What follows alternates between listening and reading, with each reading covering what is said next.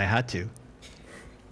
Hey, everybody. Welcome to another episode of the Exercise Mechanic Podcast. Today, we are joined by Chris Fudge, Good Life's very first level 7 personal trainer, the handsomest of them all, an educator, competitive powerlifter, and recently, CrossFitter?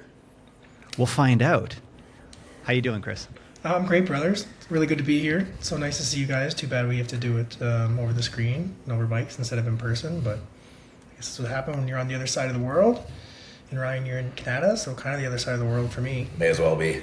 Yep. I think it's the same commute time from Ottawa to Geneva in comparison to Orleans to Canada. Dude, I have to pack snacks just to get down Terry Fox.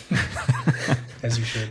You're probably not exaggerating as well. Before we dig into the questions, I want to acknowledge the big 4-0. Today, Chris is taking time out of his day on his birthday to have a chat with us. So thanks again for doing that, man. And happy birthday. You want to hear a funny story about the number 40? Yes. The birthday 40. So when I was a young fella, I actually believe this. When my dad turned 40, he said to me, you have to shovel the driveway. I'm like, okay. I was 7 years old, 8 years old. I'm like, okay, like why? He's like, I can't shovel anymore. Why not? I'm 40 now. So the doctor said, once you're 40, you're not supposed to shovel. So you have to shovel forever. And I legit believed that at that age. And he believed it too. So I was shoveling the driveway when my dad was like me at 40, but he was just given information that he probably shouldn't shovel because he's 40 by his doctor. And I started shoveling from a young age. The more I learn about your dad, the more that I realize that he was a genius. Yeah, he was either fucking with me but I'm pretty sure that, he did believe that. And that was just a funny thing that I just thought, every time I hear 40, when people say, oh, when you're 40, things are different. I'm like, no, they're not, unless you were my dad. That's right. He got out of shoveling. That's right. Genius in his own regard. I had a question to start today, but I'm going to scrap it because I'd like to actually kind of pull on this thread a little bit. Because I think like of all the people that I know, and we'll talk about like your story and like everything you have to offer to the fitness industry inevitably at some point today.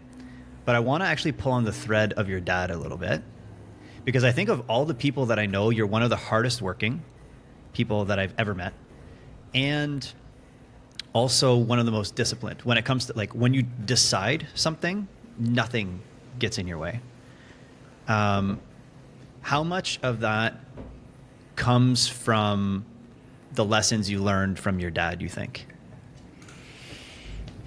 It's pretty deep for the first question. Well, I guess it was happy birthday and then jumping right into this. That's right. My upbringing was military driven. So anyone who has a military background, they understand that you don't ask questions, you just follow orders. Mm-hmm. So from an early age on, that's kind of how it always was, whether I had a question or not. Whether it's right or wrong, doesn't matter. It was kind of like ingrained early on. And I'm the youngest in my family. I got older sisters. And we were raised very sexist. Very sexist. I did all the labor stuff in the house, and my sister did all the cleaning and the cooking and all that stuff. And I don't think they've ever shoveled a driveway to date in their lives, right? But I do. It's not because dishes. they're 40. No. So we were kind of always like raised that way. So it was just ingrained from an early stage on, and it was just very much like my dad was never like, you do this, if you do wrong, you're gonna get in trouble. He wasn't a hard ass like that. He was just like, this is how it is. Like, just do it. And then I was very much to my own demise when something went wrong. It was very much simple. Like, well, it went wrong because you didn't do this. You didn't practice that. You didn't study. You didn't do that. That's why it went wrong. It was very simple, right? So if I failed a test, and one time he had to sign a test, and he's like, hey, you failed this test. Why? And I said, I was stressed. And he's like, stress isn't real. I'm like, Dad, come on, like stress is a real thing. He's like, no, it's not. It's not real. It's an excuse people have when they can't deal with the real world. And at the time, I was like, Dad, you're an idiot. That's a dumb thing to say. But the real world for me at that time was I needed to study, to learn material, to pass the test. And I made up the excuse that I was too stressed to study when I just chose not to. He was right. I was like, damn. Got me again, right? Like, I just didn't face the reality of the world, and he was very honest to be like, no, you don't use an excuse. It's a fact. You didn't study. That's why you got a bad mark. That's how the world works. If you want a job, you have to do these things. You need these credentials. You show up late, you get fired. Like, it was very simple. And so I've kind of always applied that. If I want something in life, tell me what I need to do. And being a trainer was very much like that in the early days. When I was as green as could be, and I come in, I'm like, what do I need to do to get clients? Oh, here's the things you need to do. Whether it's right or wrong, I just did it anyway. Because I was told that. I put trust in someone else. You talk to as many people as you can. You learn, you apply, you train yourself, and you're always present. And I was like, okay, I'll do those things. And it was very easy because those were the things to do. And I was just told to do that. Kind of like the same way with my dad was like, keep it simple. Like, you don't do this, you don't get that. You do this, you get that. There was no like gray. It was very black and white my whole life growing up. So I think that was a big component to my self-development. And I hammer my boys with that a lot as well. Mm-hmm. Yeah, totally. And you do it with care too. It's not, and even then, like having known your dad as well, like as much as he could be like a hard ass with certain things and like have like hard lines, he like had an enormous heart, right? And so like my guess is him saying that to you of like, nah, like you use that as an excuse. It's probably because he knew you, right? And he was just like, I'm gonna like call my son on his bullshit a little bit because it's the right thing to do for the sake of his development. That's my guess. 100%. If I could procrastinate as a child, I would wait till the very last minute. Yeah. And he knew it was coming, so he wouldn't let me. It would be like, you have to get up an hour early because I know you're going to wait to do something. I'd be like, oh, I don't want to, but he's right. And I do the same thing with one of my kids who's like that too. You foresee these things coming, and I'm like, you're going to do this now because I know you're not going to do it later. No doubt. So you mentioned the beginning of your career. Did you have any mentors at the beginning of your career, like when you were green? And You were one of my mentors. Remember when I came in? You were more of a veteran than me at that time at the Good Life. Yeah, and you had good training attire. I remember that. But no, when I came in, it was the shoes. For people listening, and I don't know if you know this, but Etienne was at the club that we both worked at together, but he was there before me. So when I came into that club, my experience was everything in another place, a different training atmosphere, different protocols. So when I came in, I just looked at all the other people who'd been there before and who did things well, and I just watched and asked questions. That's kind of how it was. And you were one of those guys for sure. You were one of the first guys that, one of the first trainers that I noticed that would care so much that it would bother them. Yeah. You cared, like you did. If someone wasn't understanding something, I remember you like it would bother you so much because you wanted them to understand it. So you would just try to show this way and then this way and then this way and this way, and you were like hyper paranoid about not doing the right thing. And I was like, that dude cares. Check. Gonna learn that, right? To put that much emphasis into someone else and the way they look and they train at people. So I mean, like, that was a mentor issue. All the people that we worked with that were successful from a business side, same thing. Like, oh, you work a lot of hours. How do you work a lot of hours? Right? You gained 4 clients last month. How do you do that? Well, you sold a long-term client. How do you do that? Just asking questions. So the successful people were the people who were my mentors. The ones who weren't, they were just like my weekend party friends. That's right. Yeah. Thanks for saying that, man. I really appreciate that. It's interesting because that goes both ways, like I find, I don't know, I can't count the amount of times during, the years that we worked shoulder to shoulder, how many times that I would look over at what you're doing and learn from you, whether it be just by observation or like the countless conversations that we had over curiosity, the years. A lot of curiosity. Totally. Yeah. I remember when you were swinging kettlebells, right? Because you were the first guy. Kettlebell era. Yeah, you were the first Hell dude yeah. where I saw kettlebells in action because I never really saw them before. I just knew they were in a gym, and we had a couple guys at our gym that would bicep curl them, right? Like the 24 kg Levi. That's right. Like he would fucking. That's all I knew they were good for. And then also when I got my kettlebells, they kept coming into the PT section trying to steal them, and I was like, we got a rope. Yeah, you're not allowed right. to come past this rope. This is my equipment. You can't use it. You might get injured. But I actually just didn't want to share. But curiosity, like huge curiosity there when you see someone use a different implement, and then the why aspect, which unfortunately there's no books on that. Like, you want to work in fitness, there's no books on curiosity. Like, you have to have it, right? You have to be curious. I never, and I've told you this many times before, I never want to be known as the guy who's really good at one thing ever. I don't want to be a specialist. I never did. When I came in, I had a strength conditioning background with teams. That's where I started. And our manager at the time was like, hey, tell everyone about your specialty. I'm like, I don't want a specialty. I don't want to be great at one thing. I want to be like competent in a lot of things. That's it. So if 10 people come into the gym and they want to work with someone, not to say like I'm the specialist in all areas, but I could do a good enough job with 10 out of 10 people that walk in the gym. Someone comes in missing a leg, like that's a whole other game, right? You know what I mean? But I mean, for the average person, I want to feel confident working with them with all facets of fitness. Yeah. I think something that you said a little bit earlier, I think can be an interesting conversation, especially for trainers who are new, but even veteran trainers.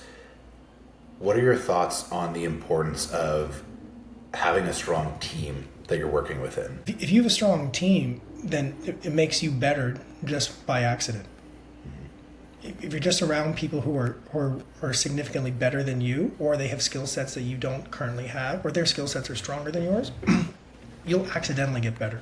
So if you think of Etienne, where you and I work together, tiny gym, small membership, right? That tiny gym and small membership, sold over $1 million in PT multiple times, which based on demographic didn't really make sense and the size of it. So we were good from a sales perspective. There's 2 level 7 trainers that come from that same place. Yeah. My boy Jeff Brown, who, his first 6 months of training, he didn't have one client. But just from kind of seeing, what are the possibilities that this could happen? The whole Roger Bannister, the first guy to ever run sub 4 minutes, like no one could do that for years. And then he does it, and then 9 other guys do it in the same year. So once you see it that it can be done, then all of a sudden everyone believes that it's possible. And it's the same thing with a strong team. You can come in, I think if you have baseline experience as a trainer and you want to work within fitness, you will do so much better being the small fish in a big pond full of big fish than being the big fish in a small pond yourself. Like you walk in, you're really good at one thing, there's no one else at your gym. Like your ceiling is so much lower. If you're on a team with a bunch of studs and strong performers, you're going to learn so much just by accident. No doubt, man. Sorry, Ron, just a thought on that. Like it really, how would I say, it echoes, I think, something that I've said to new trainers. Ryan, I know you and I have chatted about this for sure, where new trainers quite regularly will ask me, like, where should I get started? Should I go to a Good Life? Should I go to a Movati? Or self-employed? Because being self-employed is a little bit like glorified. I think people view entrepreneurship generally through like rose-colored glasses. They think it's inherently better and everything's great. They don't see the challenges. But in any case, I tend to recommend starting in a gym chain, and I in the past have like justified it a whole bunch of different ways. They give you sales training, they give you access to a whole bunch of leads. You don't need to worry about the financial, like balancing your books and like all of these things as much anyways, and as much as all of that is true, I think that the elements that you just described, if we're talking about like polishing your skill set fast, it's way better, like you said, to be surrounded by a bunch of studs and honestly, and even duds, like, you know what I mean? Because you can learn a lot by looking at people and looking at them and be like, fuck that. Nope. You know what I mean? Like you can learn of what not to do through observation. If you don't have a name for this episode of the podcast, it could be Studs and Duds. Studs and Duds, podcast baby. number plus Studs and Duds. I like it. Yeah, for sure. Lessons from 40 years on the planet, Studs and Duds. But yeah, man, no, you said, I think you put it really well. And like getting better by accident, like the power of environment. I think that's really great. Yeah, and you're 100% right with sorry, Ryan, just the commercial gym setting. You learn, like you get all that stuff that you don't have to pay for, right? The sales training, the access to equipment, people are going to be around you and stuff, insurance, all that. People think that the entrepreneurial way is the way to go. The only successful trainers who went on their own and stayed successful, they always started at the commercial gym. I've never met anyone who started. They were there for like a week and then went off on their own, and they're still doing it years later. Yeah, I was going to have a couple thoughts. So I would echo the same sentiments, and especially as ET and I have been teaching courses through the exercise mechanic, we obviously have exposure to a lot of, young trainers. Many of them aspire to have their own business, a lot of it like online. And almost always the advice that I give people is start at a corporate gym. I would honestly say a minimum of 5 years. I was there for, nearly 12 before I left, because all of those things that you guys mentioned, I always say, like, milk that environment for all of the skills that you need if you eventually want to go on your own, because you will get this accelerated learning process, and there's a safety net. I think, as you said, like, entrepreneurship gets a little bit glorified, and there are certain benefits to it. Certainly why myself and ET have gone down that road the last couple of years. But there are drawbacks. Like, I always the line I tell people is, I love the freedom that I have now. I get to make all my own choices. I don't answer to anybody else. But if something's broken, there's no one to help me. Like, I have to fix it myself, whether I know how to or not. There's, like, all of the leads that you get have to be generated from, your own credibility, your own efforts, etc. So I think it's a really important thing for people to understand. It doesn't sound very sexy, but I think starting at a Good Life and LA Fitness, whatever it happens to be, is probably one of the best decisions you can make if you want to be a long-term fitness professional. Because I agree, Chris, everybody that I've seen that has their own business now put years in at a corporate gym. Yeah, the successful ones, right? Yeah. Yeah, totally. And like you have the how would I say? There's one thought I had to kind of build on that is, like, you can fail with fewer consequences, right? Like, you can, at the beginning of my career, actually, I'd be really curious to hear your history on this, Chris, because I can't remember. But like, I had a ton of trouble with sales at the beginning, and for sure, had I been more comfortable, I would have converted a significantly higher percentage, significantly.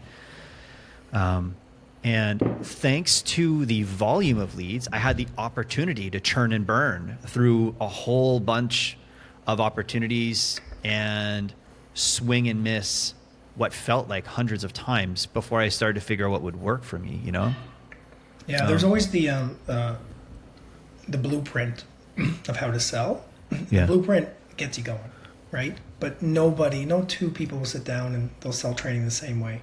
You have to have your own experience on it, your own components to it. What do you bring to the table? Your own flavor, your flavor, whatever you want to call it. But it's the same thing. You're 100% right. You got to take those swings. You got to strike out a lot before you figure it out. And it was funny because, I mean, I even to the day, like, I think I have it, and then all of a sudden I get in a situation, I'm like, wow, like, that did not go as well as I thought. We had a new manager a few years back, and he said, I want to sit in and see you do a consult. I said, yeah, no problem. He's like, when's the last time someone didn't buy off you? I'm like a couple of years. Like, I think I'm batting 100 for like two plus years. Like, okay. So we had one lined up like 2 weeks later, and it was new business. And he sat in the room, and they didn't buy. And I was just like, oh no! I had like stage fright. I want to be like, I swear it's never happened. It's like, this is my first time. But no, it was a situation that came up that I wasn't prepared for, and I just wasn't the right match, and it just is what it is, and it still happens. But having all the practice in the early days, you can foresee certain things coming up. That one there, I had no answer for them. I remember that. What was something? So, like, I know that a lot of trainers look up to you for sure, as they should. I'm not that tall. I'm not sure why, but it's good. So I know a lot of trainers look up to you from a skill set perspective, and look at you and they want to, like, model and duplicate what you've done, and as they should. And I think that, how would I say, like, we can sometimes, like, when you look up at someone who is like this representation of something you aspire to, someone you aspire to be, or someone who you want to emulate, in that moment, we don't see all of the failures. And I'm curious, like, what was something that you really struggled with in your first few years as a PT that you had to overcome, like, on the road to the success that you have now? My health took a shit kicking in the first few years. And it was the small things. My feet. my feet hurt all the time because I was standing on cement all the time. And I didn't know that that was an issue when you're in your 20s. I'm like, I can stand. So then all of a sudden, like my health, I'm like, I can't, my back hurts, I'm not training and stuff like that. And then it was, you know, you grab food on the fly, so all of a sudden you're not nourishing your body. And then all of a sudden, like you look 40 when you're 25, right? Like in my earlier days, I did not look great. And it's because I didn't know any better. I was like, I need to be working at 6 a.m. I need to be working at 9. Now, there's pros and cons to that, right? Like, I built a business, but my health took a little bit of a back seat to it. I had to figure things out. Then I got into powerlifting, and I couldn't do that with powerlifting. Like, I couldn't train 10 bodies and then go try to squat and dead. Like, my spine's like, the fudge you are. Like, that ain't happening. So I had to change my schedule, and then I had to learn to not work as much to be able to get these other things in, which was better for the long run because then I could empathize with someone who their recovery was being affected by their lifestyle. And then I was like, oh, I know exactly what you're going through now. I read it in a book before, but I know why we need to. You've lived it. You know, yeah, we got to change these things like that. So just kind of figuring that out. Like I went through a pair of shoes a month for like 6 months, thinking that I'm like, it's got to be the shoe. It's got to be the shoe. Like this time I'll finally get the right shoe. Then like my lower limbs were just triggered so much. If you just put your thumb like on my calf, I would drop like a child crying. Like they were so tender. I didn't realize. I didn't think that was a problem. That was a problem. So I struggled in the beginning with kind of that aspect of it. From a personal training perspective, when someone didn't want to train with me or they wouldn't renew or they weren't getting to a result, in the beginning I'd always be like, man, like what did I do wrong? Like where am I, like what's the thing? And I didn't realize that sometimes personalities, they don't mesh, right? Sometimes you just don't have the skill set. Yeah. Right? One of my first clients had 2 hip replacements. Like 2 hips. He was one of my first clients. I was like, PNF stretching? Like I had no idea what to do with this human being, right? Yeah. And I was just trying to milk anything that would be better. And he would just be like, that hurts. And I'm just like, what am I, like, why am I here with this guy? Like, that was frustrating to have a client way outside my skill set. And that's the side effect of the job. When you're put in a new position, sometimes you get those things. But sometimes you figure little things out. I wasn't the best guy for him, but I was able to figure out some things to get some wins for him. So he was a A-type personality, so he was very drilled in with a bunch of stuff. So I was like, listen, this guy's got 2 prosthetic hips. I don't really know what to be doing with him, but I think I have an idea what I shouldn't do with him. Right. So right away we were able to eliminate exercises that caused hip pain. I was like, he's like, that hurts. I'm like, let's just not do that. What should we do instead? I'm like, let's try something else. Like I literally would be like, we're just gonna try something else. And he was like a heavy set guy, and at that time my skill set was pretty good with weight loss. So I was like, let's just drop some weight, and maybe that'll help your hips, right? And sure enough, that's what did. So where I did have a skill set, I could work with him. But then when people wouldn't renew or they wouldn't want to work with me, or they weren't getting somewhere, sometimes I was always like banging my head, and it was just out of frustration. But yeah, I mean, those were kind of the early days. Yeah, it's interesting. I have a series of thoughts, but I think like one of the things that stands out for me is, for me, being thrown in the deep end with clients that were completely outside of my zone of comfort. And because people believed in me, they're like, oh yeah, like we think you'll be able to figure it out. And me just being like, what the fuck? Like, how do I deal with this? Numerous clients at Good Life. Numerous. I never believed. If someone was like, oh yeah, you can handle this guy, I would never be like, I believe you. Like, because I just, being the trainer underneath the management, I'm like, they want to give you, they hope. I'm going to give this to you, and I hope you figured this out, kind of thing. Yeah.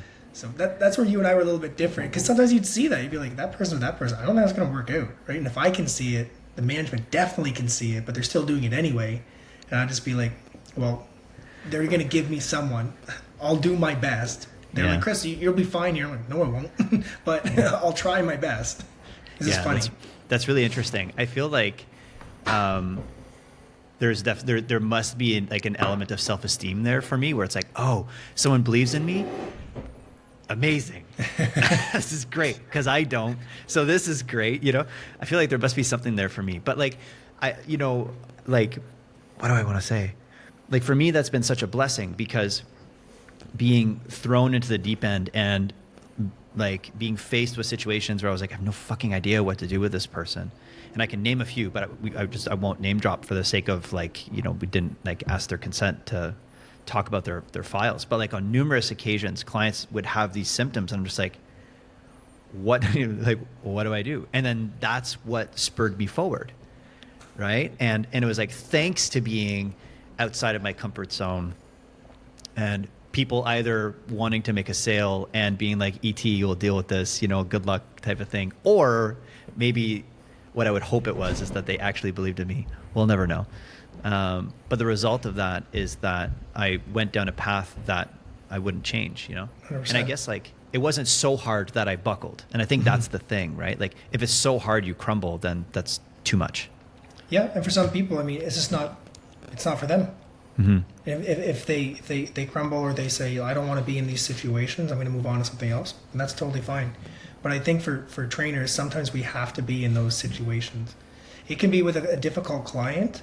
It can be with, I mean, there's no such thing as like that work life 8-hour day. I'm going to work 8 to 5. Like if you want that, you know, the grocery store will give you 8 hours a day, Monday to Friday, right? Like there's jobs that do that. If you want that in PT, it's very unlikely you're going to get. And if you're going to get it, it's going to be many years down the road. You're not going to get that on day one. So don't go in there with that type of expectation, or you'll crumble quickly if that's what you expect within your first 6 months of training. Just an observation, you know? No doubt. Yeah, I had 2 things I wanted to bring up. And one of them actually was related to somebody's schedule. Because I think that there's kind of a transition point in somebody's career. I mean, all of us have been through this. Essentially, if you're not willing to work 6 a.m. to 9 p.m. your first couple of years, you probably won't make it. So there's a level of being able to endure that I think is required. But I also think it's an industry that is really susceptible to burnout. And you had mentioned it, Chris, you know, when you started powerlifting and you're like, oh, like I can't train 10 clients and then go deadlift. I know, like for myself, and again, a lot of other trainers that I've seen that are in that 10 plus year range, all of them eventually get to a point where they modify their schedule that fits them as best as possible. Even though it's an industry where the more you work, the more you make, the people that double down on that just don't last very long. So the first question is, what role, like how important do you think it is finding a schedule that works for you long term in terms of being able to just sustain a career as a trainer? And then the second piece is, I know obviously you've been heavily involved in powerlifting. This is something that I think is really important as a trainer. But how important do you think being a trainer who actively puts a lot of effort into their own training is? Those are great questions. The first one about the schedule point, you're 100% right. You go hard in the paint in your early years, and you have to. And I mean, that's the best lessons to learn too. So when you work crazy hours and you know, early mornings, late nights, you learn organization, you learn punctuality. That's the best lesson in life I ever learned about punctuality, was when I was late for a client and I showed up and she had tears in her eyes because her previous trainer was late for her. And I brought that emotion back. I was like, never doing this again, right? But I mean, you learn those organization skills, punctuality, professionalism, you learn grit. And if you've never worked 2 jobs before and then you want to go all in as a PT, it's going to be hard. If you've worked 2 jobs before, you understand that, okay, do my 8 hours my first job, then I'm going to transition and go to my 4 or 5 hours of my other job later. You're kind of used to that and you can handle it. But developing that type of grit, if you can stay with it, you can then justify down the road having a schedule that suits you or fits you. Everyone wants that Monday to Friday, 8 to 5 thing, then have the weekends off. It's possible. You just have to get the right clientele, and then you got to keep that clientele or replace that clientele. You know, I'm in a situation now that's a lot different. I do 6 to 10 Monday to Friday. Sometimes I stay to 11 Monday to Friday, and that's it, right? But the wages that I make now are different than when I started, so I can live. When I started, I couldn't live off those types of hours. I'd be like, I'm going to be at Subway part-time because I'm not going to be able to pay my rent.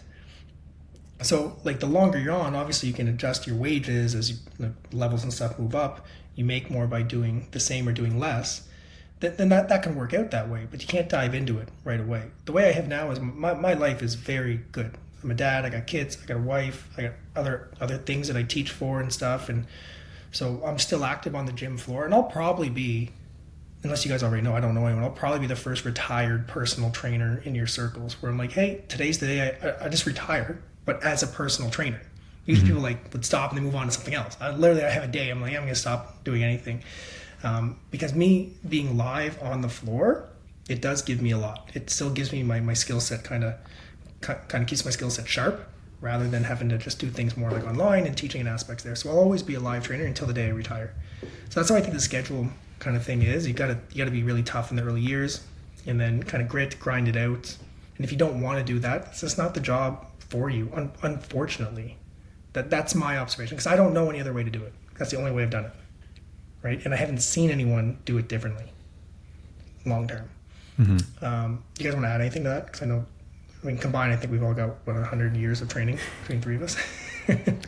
No, I mean, I think I would definitely agree with like the value of being in the trenches.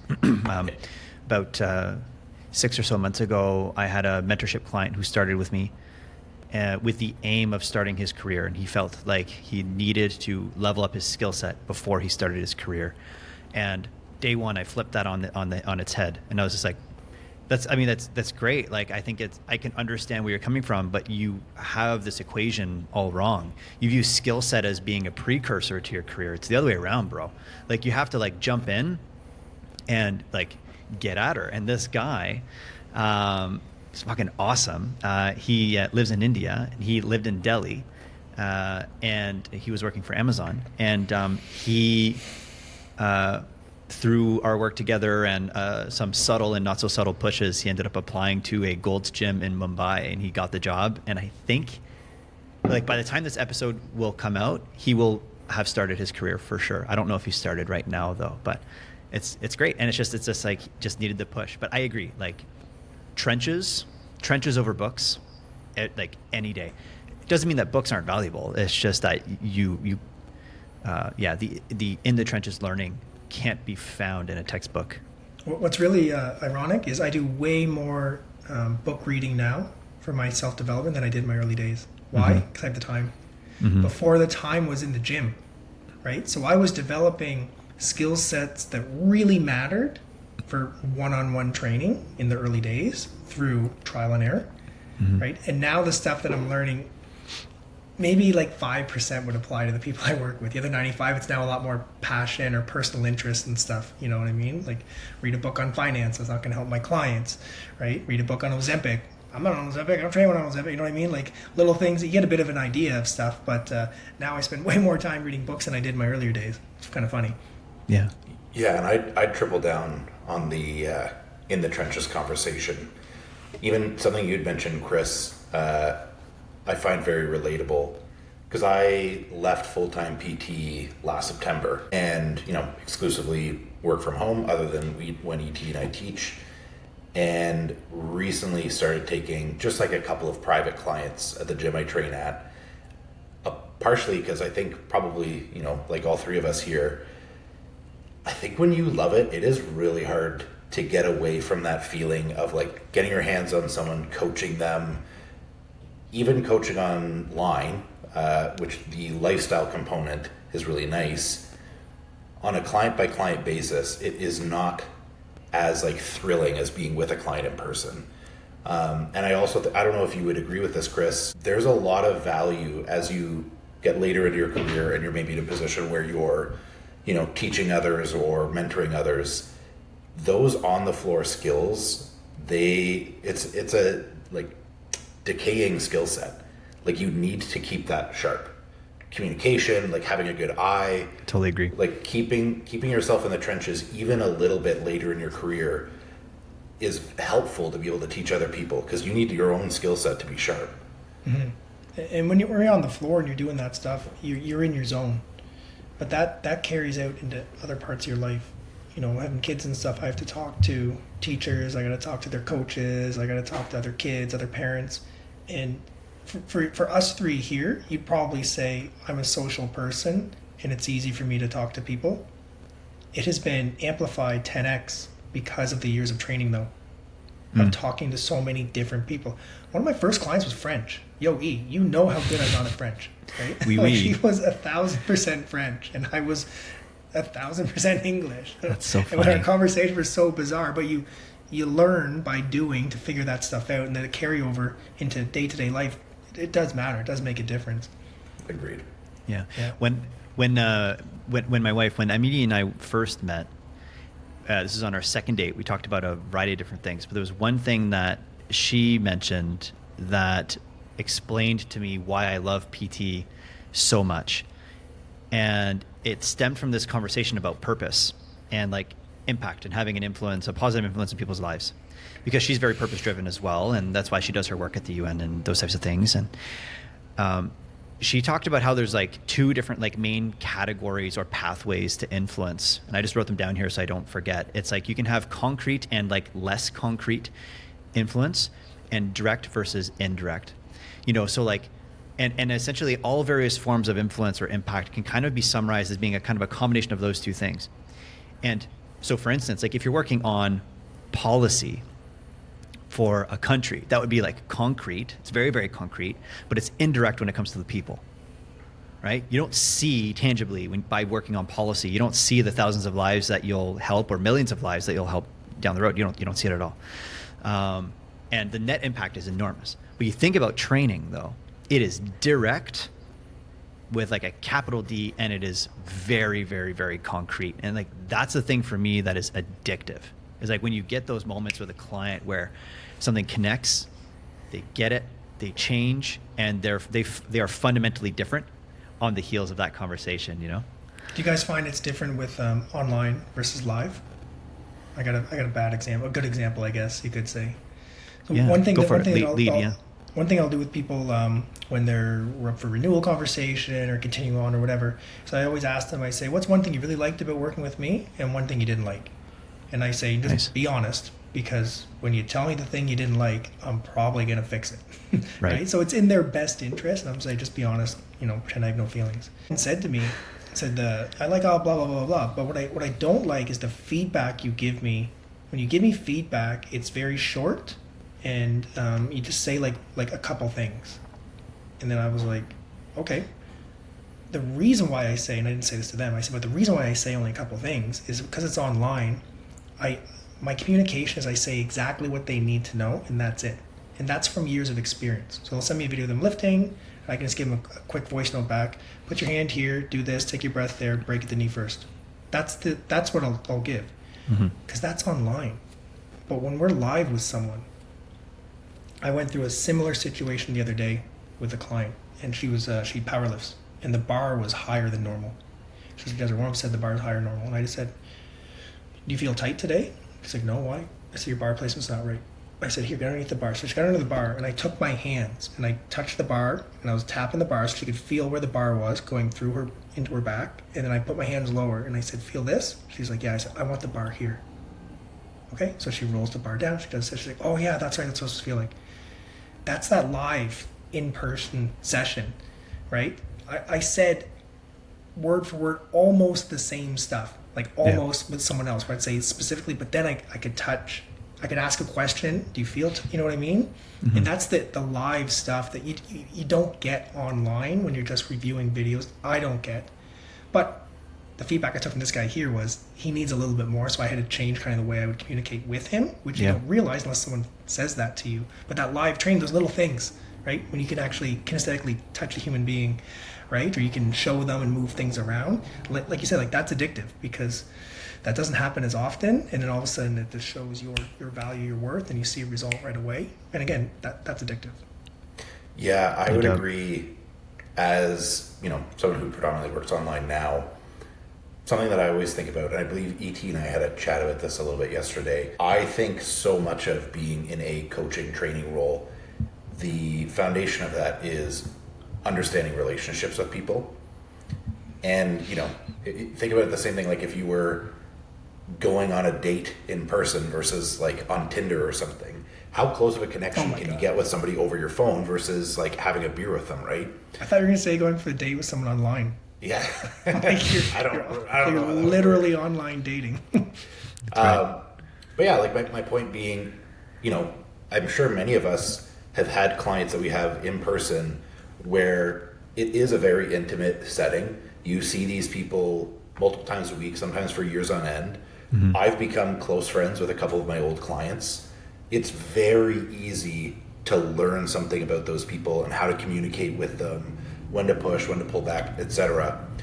That is a lot harder online. I think it's possible, but you just have so many fewer touch points with that person. Yeah.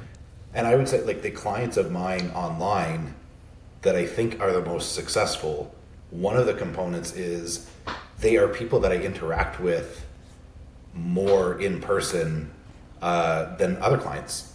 You know, I have a client that I'm literally flying out tomorrow for her show, and she's someone that was a friend of mine before we started training. So I knew her well. We've, you know, trained in person together a little bit. So I have a better idea of how to communicate with her versus the people who only knew me from Instagram. That was the beginning of kind of our client-trainer relationship. And it is a lot slower to progress understanding that person in that environment versus in person. Totally. You know, thinking back, I know Chris and I have had many conversations about this over the years. You're someone whose renewal rate is really high, really, really, really high. And you in the past have shared some like of your strategies to like, how would I say, nurture the relationship that you have with your clients and and their results, and then naturally by extension of that your renewals. You mentioned, and I want to bring this up because your question of like what's one thing you loved about our time together and what's one thing you didn't like or hated. I'm not sure exactly the word you used. Fucking love that, because like just like listen, like tell me what you love, I'll do more of that, and tell me the thing that you really dislike, and I'm gonna like do everything I can to stop doing that. It's like you're asking them like, tell me the hack, tell me exactly what you want so I can give you that thing. I think that's really great. I think the like, simple thing. Of right? All the people that I know who are trainers, I think you're the person who has clarity. I don't know if systems is the right word, but you're someone who has strategies in your back pocket that you've thought about, that are intentional and are ready to go. And I'd like to pull on that thread a little bit. And so like, let's say if you had like a new trainer in front of you who's struggling with renewals or something like that, what would be some things that you would say that could maybe help them with a renewal rate? First, I'd ask them, let's say, do you know what your client's goals are? Say like, what do they want and what do they need? And make sure you give them both. A client might need to lose weight from a health perspective, right? But they may want to feel healthier. Those are two separate things. You could look at the metrics and say, okay, we're going to lower your A1C levels here. You got to get blood work every 4 months. We take a look at that, and that's going to show that you're healthier based on this. They might say to you, every day when we do our warm-up and we jog on the treadmill for 5 minutes, and I can never hold a full 5 minutes of jogging, and now I can hold a full 5 minutes. They might be like, okay, now I feel healthier. Great, awesome. Let's get you to 10. Let's get you to 15. Let's do the stuff that will make you feel better, and you'll be able to verbally say that to me. I lean into that so much with people. What do they want and what do they need, right? And then I always make sure that when we hit one of those things, man, I celebrate. I let them know. And if you work with me, you probably remember this before, someone loses weight, I always make a comment. I make sure other people know about this. Someone hits a goal, I make other people know about it, because it makes them feel really good about themselves, right? Who doesn't want to feel good about themselves? You know, well, I'll bump into a coworker or manager, and I'll be like, hey, I'll be with the client, say they lost 10 pounds. And I'll be with the client, and I'll like knock on the manager's door. I'll be like, yeah? I'm like, oh, just curious, do you find 10 pounds? What? I'm like, so-and-so here, she lost 10 pounds. Did you find any by chance? And he'll laugh like, oh, yeah, no, I didn't, that's awesome. I don't know where she misplaced the 10 pounds, yeah. Yeah. We used to do goofy stuff like that all the time. You celebrate other people's wins because it makes them feel good. Like, that's one thing that will lead to a renewal, like hands down, right? Because it doesn't just show that you help them get to their goal. It shows that you care about it, and you want other people to know too. You want other people to know, because then they're going to be more motivated to kind of keep going with it as well. When it comes to renewals, don't even have that conversation if you're not doing your job.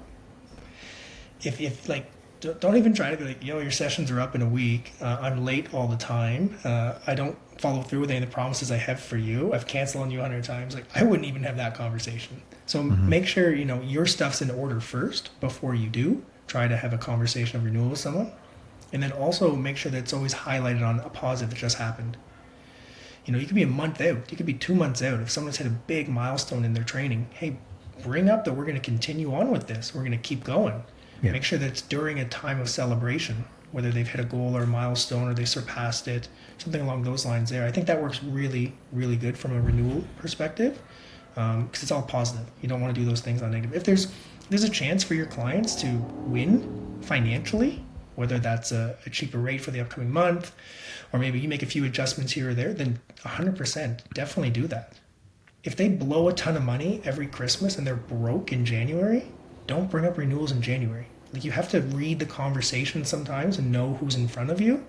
And like you were mentioning earlier, Ryan, about communication, that's important. Learning how to read people, the person in front of you, and not just go with, okay, we're 6 weeks out, we now have to have this conversation, right? Those are blueprints and guidelines, but sometimes you have to understand the nuance of human beings and make the right decisions when you're going to ask them for $2, $5, $10, $15,000 to invest into their training. You know what I mean?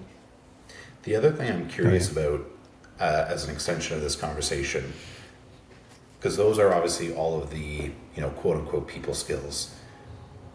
We've all seen the trainers that, do the quote unquote the workout of the day. Everything gets made up on the spot. They don't write anything down. I want to know, what role does data collection play for you? And if so, what things specifically would you track with a client? Well, back to the needs and the wants, those are the things that I'm going to focus on a lot. And I love collecting data on people. And the more someone's invested in themselves, the more I'm going to be invested. If somebody wants to get blood work and they'll see their doctor and they'll say, you're fine, and they want to sit down and have a conversation with me, I have more than the average person's background knowledge in blood work, but I'm not a Dexter, but I'll have that conversation. You want to know what this means? This means here. And that's just from self-education over time. And I'll explain that to them as well. But if you want to know the ins and outs, hey, we can do that.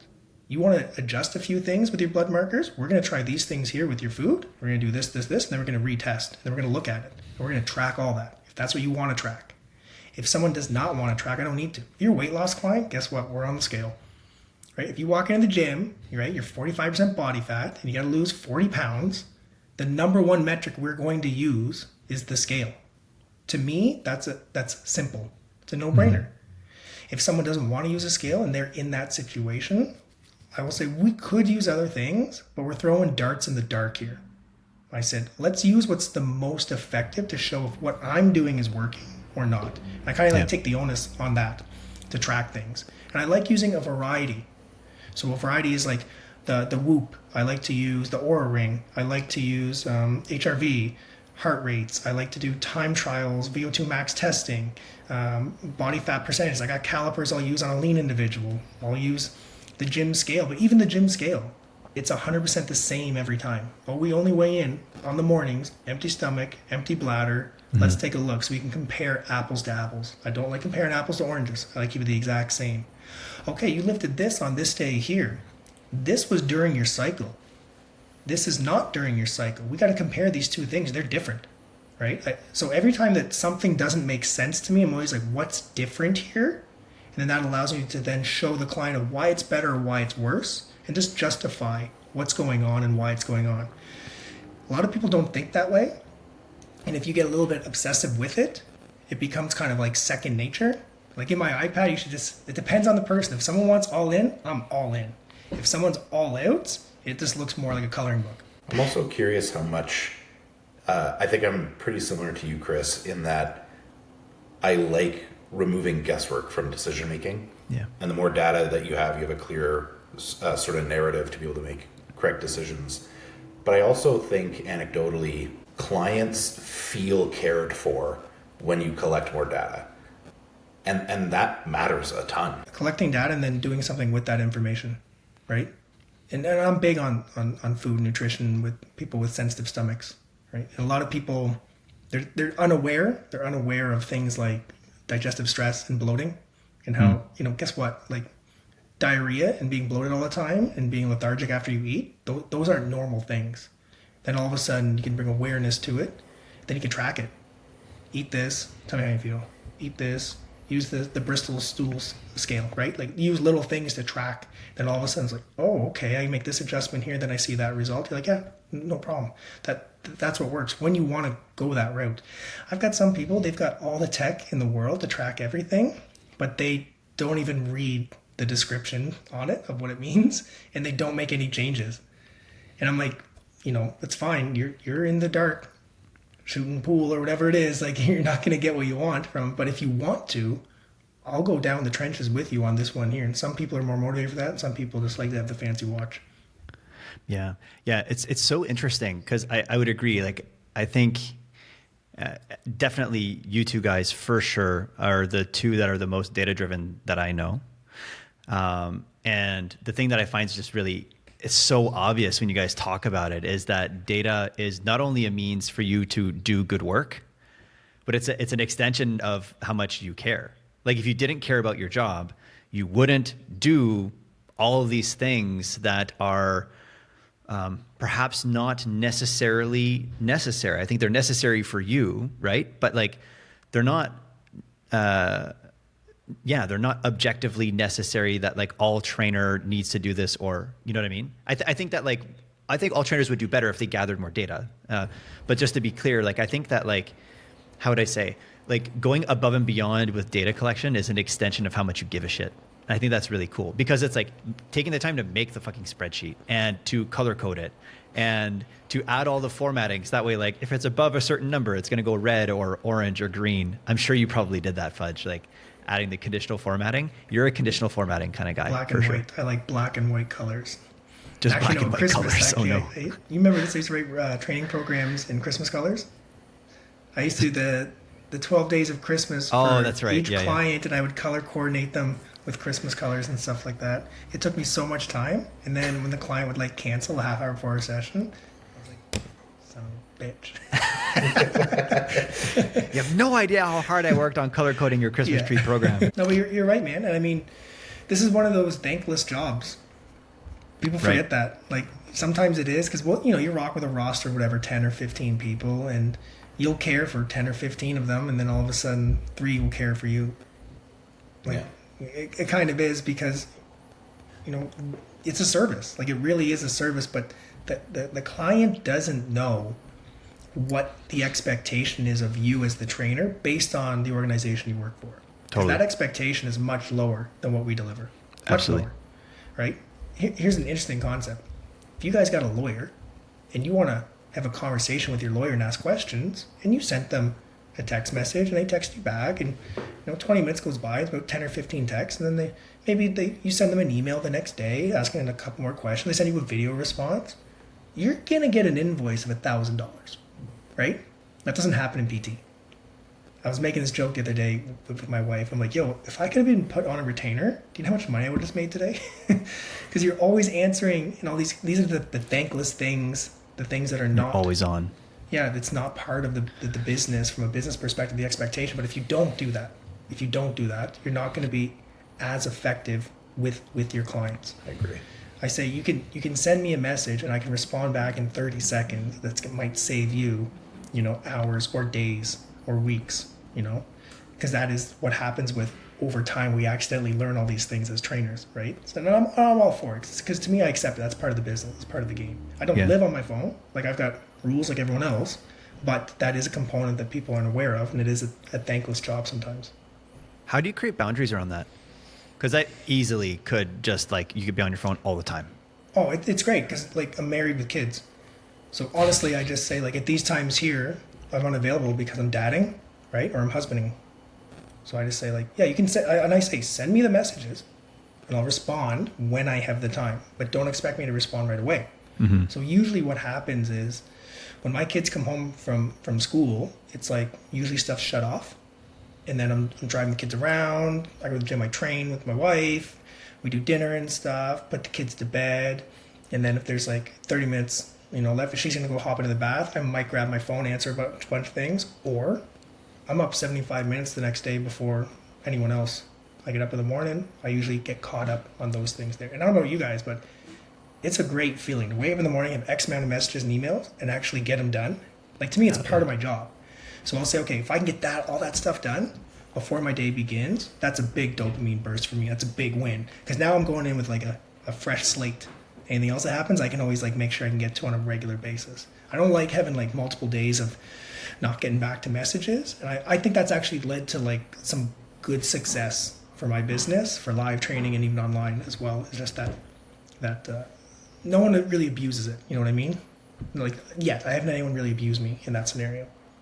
Is it because you make it really clear at the beginning? Yeah, like, I think so, these yeah. are my hours.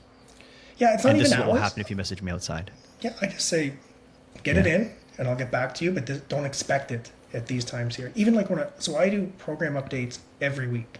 I write a program 1 week at a time, and specifically like way more for power lifters, right? It makes way more sense. I need to know what you're doing, blah, blah, blah, adjust the percentage, blah, blah.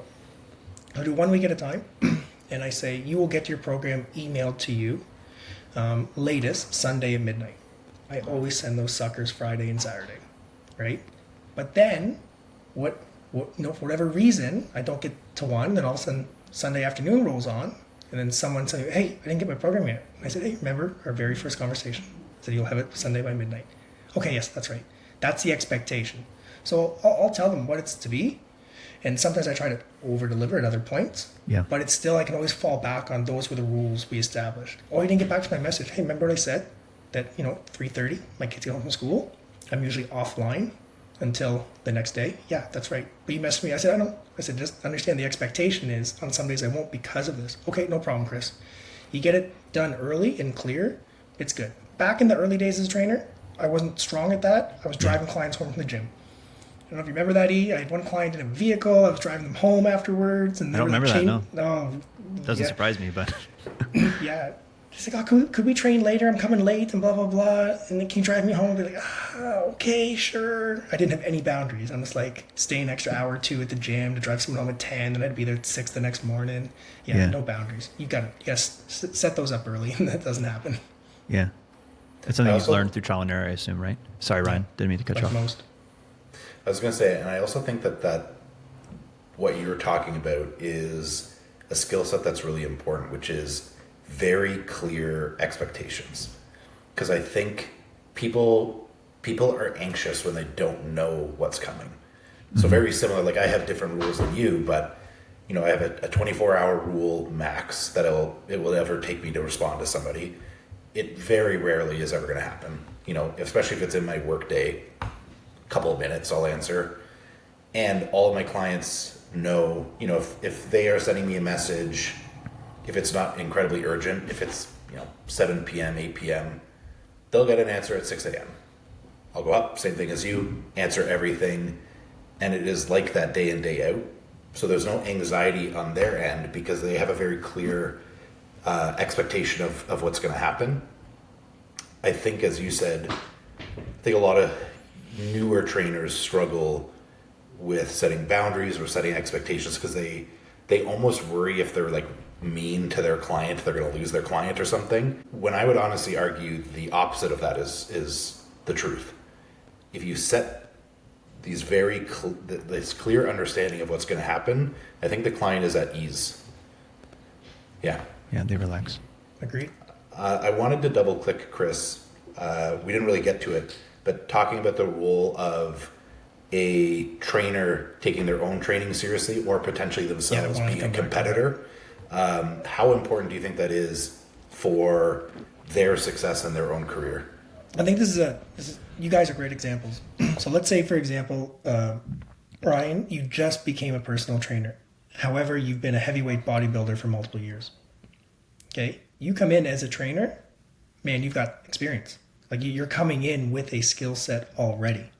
So people are going to look at you and be like, this guy knows what he's talking about. He's already walked the talk, right? Same scenario. You come in as a trainer today, you're like, I've been doing these things for years. I understand pain. I understand injury and rehab. Like, this is my wheelhouse. Like, I'm good. No one's going to be like, go break your leg and fix your own leg, right? That's right. But when you come into the industry and you've yet to do anything with anybody, do something with yourself. Start with yourself. Become that transformation.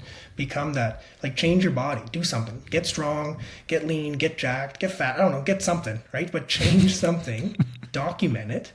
So when you sit down, you can talk to someone about changing themselves. You can say you've done it, right? And it doesn't have to be anything crazy. It just has to be something. It could be something as simple as, I've never worked out early mornings. I could never do it. And then all of a sudden I said, this is so hard for me. I'm going to make this a challenge and a goal for 30 days in a row. I'm going to get up before 6 and I'm going to work out 4 times a week. Well, guess what? Like, as hard as that is for you, that's going to be just as hard for someone else. So to say you've done it, I think it's really important. You can have all the letters behind your name. You can have all the certifications and stuff. But the reality is sometimes you gotta know what a burn feels like. You got to know what, like, when you're sweating so hard you can't see because it's going down in your eyes, like, you got to know what that feels like. So when you're training someone and they're getting like that, you can recognize, I got to get them a towel because that fucking burns, right? You're not going to just tell them who's going to carry the boats? Yeah, it's going to carry the boats. But I think it's super important, and I don't think you have to be the best at something. I think you just have to do something. And when new trainers come in, they shadow me. That's the first thing I say to them. I'm like, do you have any clients? No. Have you ever trained anyone, like a family member? No. I'm like, have you ever done anything wild for yourself? Like, tried to put on 10 pounds of muscle? No. I'm like, do that. Do something. Like, do something, especially because you got no clients. Like, you got all the time in the world to work out now, right? Like, do something to change your body so that you can have the conversation, especially if you're young. Like, imagine being like 20 years old. Like, look at Etienne here. 20-year-old Etienne looked like a carved statue. He was like an Adonis, right? Just walking around, just shredded 24/7, right? Just, beautiful hair. All the girls, all the guys wanted him, right? Like, so you used to comment on my glutes a lot, actually. Oh yeah, you've ripped more pants than I can shake a stick at, as they say. Not even kidding. But no, so funny.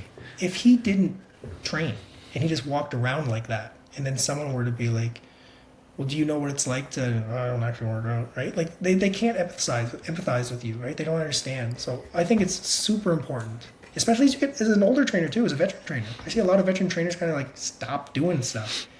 And I think it's because they're bored, or they just, they don't see any utility in it. And I'm like, no, you always gotta do something. If you're in this industry, do something, right? Just keep yourself healthy, do something. For sure. I'm curious your experience. The other angle that I was thinking about with that too is, I think when you're in this role, it's important to lead from the front. So I don't know if you find that with your clients as well, where like they're interested in like your powerlifting or whatever, like they look up to you. And I think that my experience at least is I feel an onus beyond just my own interest and my own training, but I can't slack off because like I have to be the guy that's doing all of the things I ask my clients to do. I need them to look at me and be like, oh, this guy gets it. He's doing it. I don't know if you would say you have a similar experience with that, Chris. I'm a big believer. If you want someone to do something, there's 3 things that you need to do first. You need to lead by example, and lead by example. So, if you've never cut weight and you don't know what it's like to feel like to be hungry, fucking cut some weight, right? Gain weight, same thing. For the majority of the people that I work with, what they're currently training for, I've done at some point. Mm-hmm. Even the weird stuff like injury rehab. I've never woken up one day and said, I'm going to rehab an injury I don't have. I got to create you know what I mean? But when you work out, when you power lift, when you train, you get injured. So then you have to go through this. You and I have been in this situation before where I've said, like, listen, man, I can't bend my knee. Someone told me to replace my knee. I'm like 30 years old and I had like no hope, right? So even as a trainer, I was in like the bottom of the barrel and I had to find ways mentally and physically to come out of those things before. But that would have never happened if I didn't work out in the first place, So note to self, everyone, if you work out, you might get hurt, but it's okay. It's definitely a lesser evil. It's interesting. I was talking with a client about this a few weeks ago. They were scared. This was it was a concern of theirs of starting to train and the possibility of them getting injured. And I'm like, it's not a possibility. It's fucking guaranteed. Mm-hmm. But here's the thing. It's also guaranteed that if you don't, it's a very predictable outcome, and we know exactly where that's going to go. You're gonna be the king or queen of sarcopenia. And we know exactly where all of that shit goes when it comes to longevity like lifespan and health span, right? So I was like, it's not whether or not you're gonna get hurt or not. It's which pain are you willing to, to tolerate for the upside, You can flip that too, and then be like, yo, you can't buy the lotto if you don't. You can't win the lotto if you don't buy a ticket. Right. So who knows how great your glutes could get. Right. Another question I had for you, unless you had one, ET. I was just going to say, if you don't mind, but I want to circle back to what you're saying, because Chris mentioned something that I was keeping in my back pocket because I really wanted to talk about it, and you alluded to it. Because you are, like I talked about, you're someone who is the most disciplined that I've met, and you're also someone who is just like, I don't know how to do something. I'm going to do it on me first. Of all the people that I know, like you're the person who leads from the front to the greatest degree. And the time where I saw you do something, it was so fucking nuts. And I was just like, I didn't understand why you were doing it, and it had to do with weight cutting. And I'd love for you to talk about your experience with really aggressive weight cuts with hot water submersions in your bathtub, and how much water you were able to cut over short periods of time. And I'd really love for you to make the bridge about how that was useful in your career. Yeah, that was a bit wild. Now that was 100% an experiment on weight manipulation, cutting water weights, all that. It wasn't fat loss. So it wasn't to actually, when I talk to clients, I tell them very much, there was a specific purpose of this. So as a lifter in a 2-hour weigh-in limit, we can't cut a ton of weight by manipulating your body so much without a negative effect of loss of strength. 4% is probably 5% is pushing the limits, depending on how much fat you have, how much muscle you have. But there was this competition in my area with an 18-hour weigh-in. And I was like, I wonder if I could do an 18-hour weigh-in, manipulate my body, learn a few things, and then see if maybe I could use that in a 2-hour, or at least just play the game for 18 hours and see what it was. Yeah. So that's where hot water submersions came into play. So if you take a bathtub and you make it as hot as you can tolerate, don't burn the skin, but it takes you a little bit to get underwater. You go in there, what it does is it creates 100% humidity. So I'm talking, I would get in there and I would just have a circle, just like this. My nose and my mouth was out, eyes are under, 100% humidity. When there's 100% humidity, your body is like, listen, we need to cool down. The number one way it cools down is when air actually hits the body when the body is sweating, and that cools you down. So your body's like, get the water out so air can hit it and cool me down. And then all of a sudden I realize a minute later, it's not cool. I got to get out more water. So your body will actually try to rid itself as much water as possible. Now I would use saunas to cut water before. I'd always track with data, how much could I cut in 30 minutes based on the temperature, based on where my current body weight was. I could figure that out pretty good. So then I wanted to experiment with a hot water submersion. So I was doing 10 minutes because the intensity is so much higher than a sauna. So I'd do a 10-minute thing, and I'd have my wife outside, and I'm like, yo, if you don't hear me in 10 minutes, like, just come in because I'm dead. And I'd set timers and stuff, and I'd weigh myself, and I'd jump in, do a 10-minute thing, get out, weigh myself, and see what I could lose within a 10-minute period. It was really crazy because when you're underwater, you can hear your heartbeat. And I was lying in the tub, and I remember I was probably about 60, 70 beats per minute when I started. I was like resting. And then I remember feeling I was like 140. And I didn't move. I was absolutely still, and my heart's going just trying to get all this water out. So essentially what happened was, for this one competition, 18-hour weigh-in, is I cut 20 pounds in 5 days, and I'm not a big guy. So I cut down to 74 kilos, which would have been 163 pounds. I weighed in at night. We had 18 hours until the next day, and I gained back 18 pounds with a goal of trying to do a pound an hour, based on what I've read of other people before, and usually with a little heavier guys. So I was thinking of like GSP in his day, right?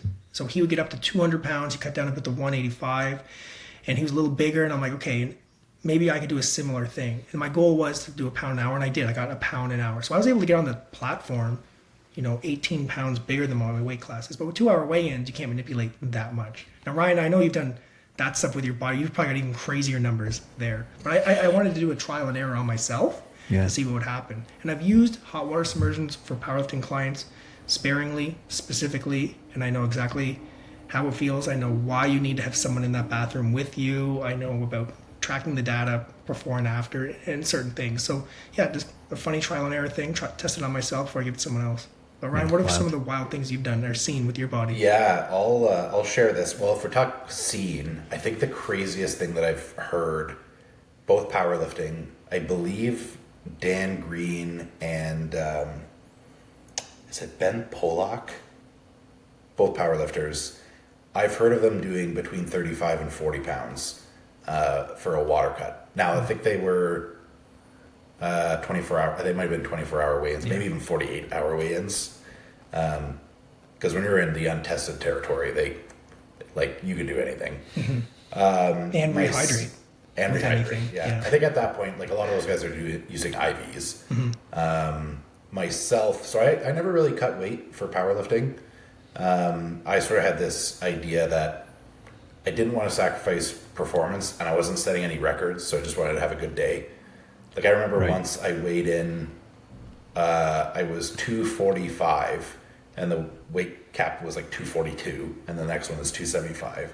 And they looked at, they're like, do you want to go sweat and come back? I was like, nah, I don't care. In bodybuilding, and this is where the weight manipulation is different but similar, I think, to performance sports, where you still need to rehydrate, you still need to get minerals and stuff back in, but rather than performance, you don't want to completely trash a look. And a lot of people, I think, try to throw a Hail Mary the last couple of days. I'm honestly of the opinion, I think the least manipulation you can do when it comes to mineral balance and water for bodybuilding, the better.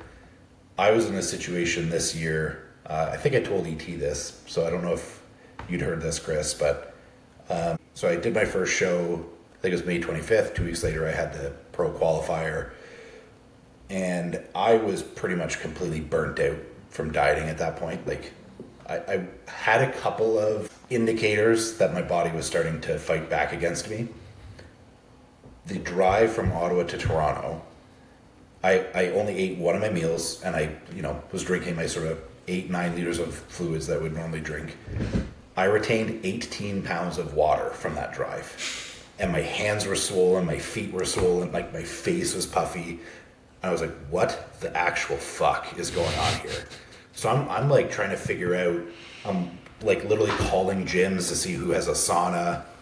I ended up, it was not what I wanted to do, but I was like, I have to pull this water off because I weigh in the next day.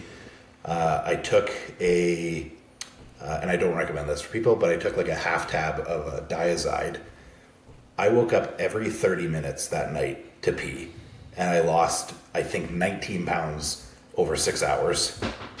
Felt like a fucking raisin the next day. Just so horrible. It was not I looked much better, I think, in my first show than my second show, for a variety of reasons. The fact that I looked reasonably like a bodybuilder on stage, I was happy with, because the yo-yo up and down just with water over a 24-hour period was uncomfortable, to say the least. It was so interesting watching your stories. I was glued to that shit. It was what's the, I was stressed, was it man. Jerry Springer or Maury or whatever? I was watching that. I was like, this is the best reality TV ever. It was wild. I had never experienced having that degree of water retention, primarily just driven from stress. Because I did nothing different other than I'd been dieting for nearly 24 weeks, and my body was just at a point where it didn't want to do it anymore. So, yeah. That's wild. Would you say that the fact that you look like a raisin, that you were raising the bar on water cutting? No, I think I was a raisin that someone stepped on and it exploded on the cement. That's fair. The worst case scenario. That's too bad. Dried grape. We've, Fudge, we got some rapid fire questions ready for you. Ryan, you ready? Yes, sir. Fudge, you ready? Hold on. Are these just for me? Does Ryan know about these? Yeah. Oh, okay. I was gonna say spin it two ways. Make it fun. Okay, just Could be me. interesting. So this is something we're doing with each guest that we have on here. Rapid fire questions. Quick answer, and then on to the next. Cool. Okay. All right. Question number 1. What is your favorite book, movie, and concert? Movie Gladiator, hands down. Concert, I saw Imagine Dragons, and I knew nothing about them, but I brought my oldest son, and he was blown away by it, and it just made like an emotional thing. But Snoop Dogg rocks a show like no. And favorite book, a lot of times I read a book and then I try some of the things and it changes my life. So I can almost say like a book that's really changed how I interact and stuff is pretty effective. I read The Carnivore Code, and that changed the way that I eat. The book, I don't agree with 100% of the stuff, but it changed things that affected me and my family a lot with our nutrition. So from an effective perspective, that book was pretty big eye-opener for me.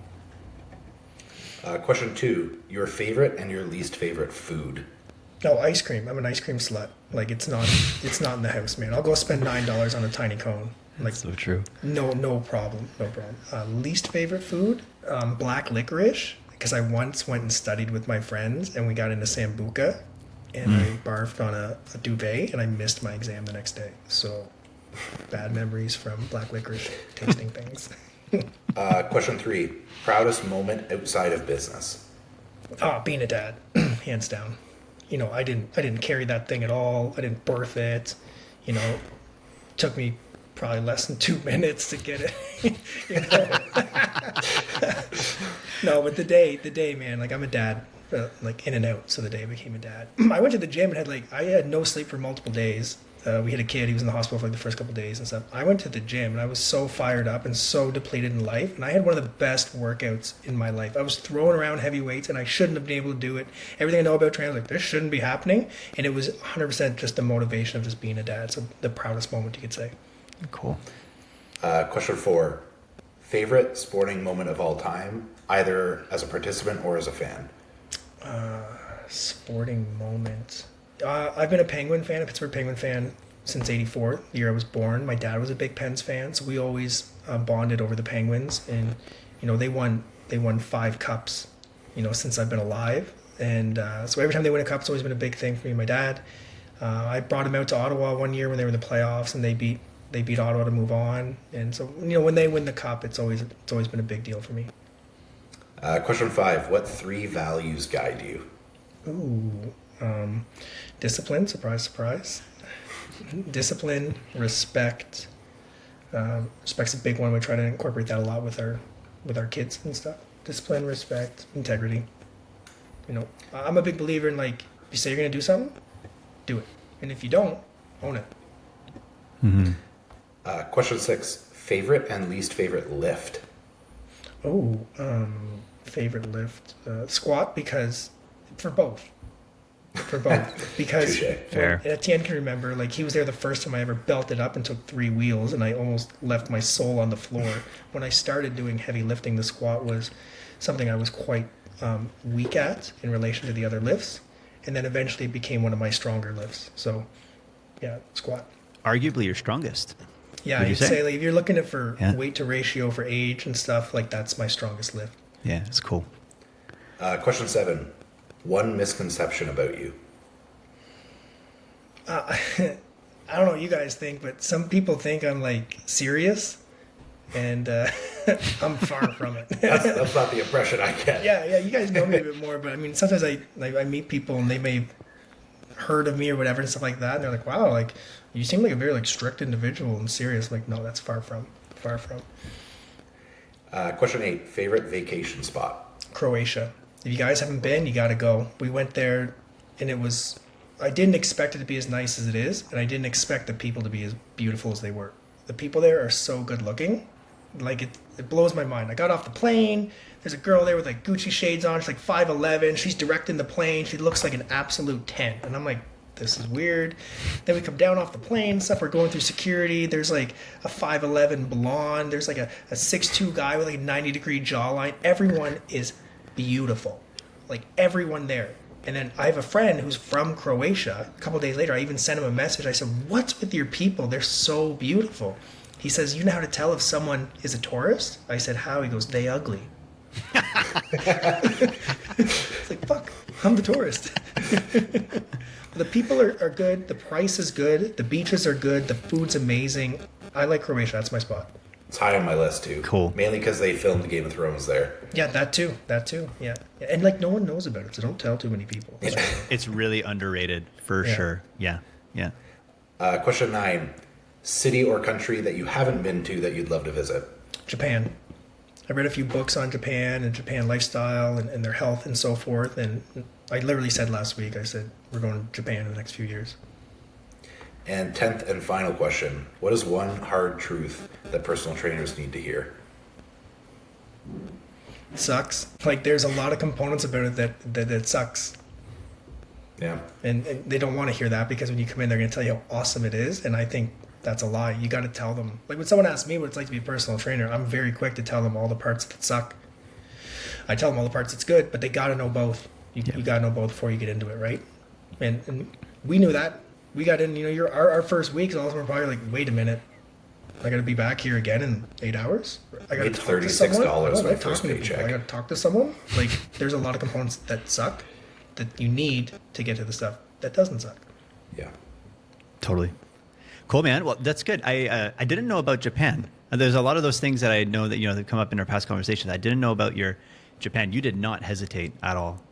No. What is it about Japan? Curious. Okay, first off, Japan has the least amount of obesity per capita in the world. Yeah. Okay, so that made me think, like, why is that? Okay, their culture coaches and teaches children from a young age to eat to 80% of fulfillment, right? Like you don't want to feel full. It's not good to feel full. Exercise is so important there that they have it almost mandated at every level of employment.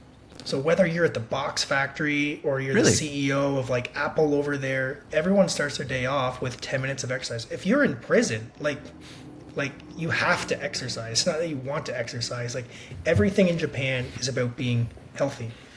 They have this huge big format, or even with their food and stuff, they try to take the basic elements of food and combine them to make flavor rather than take food and add things to make flavor like North Americans do.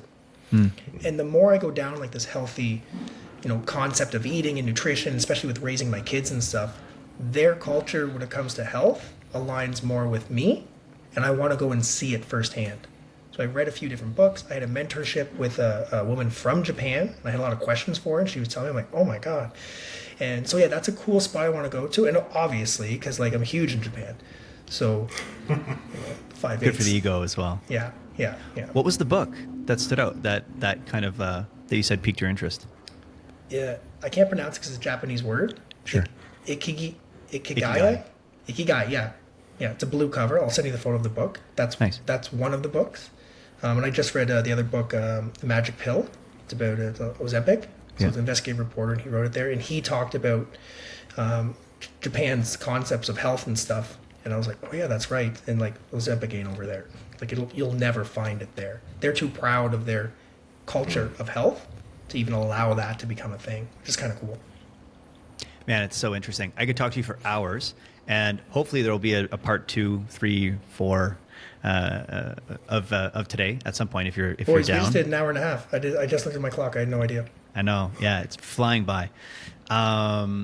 People should definitely be following you if they're not. So where can they do that? My socials, Chris Fudge, or Instagram is C the Fudge, the letter C the Fudge. Website projectfitness.ca, and just wherever Etienne tags me. Amazing. Yeah, that's for sure. We'll put those in the show notes for sure.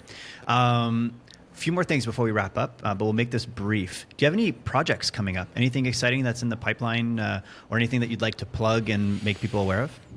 Yeah, I got a few online stuff. I put together some webinars on strength training, programming, as well as an online course, which is now going live. So that course is then going to be taught live. It's called Powerlifting for Personal Trainers. Perfect. And it's a 2-day course where essentially we don't just teach you how to teach power lifts, we teach you how to use it for your business as well.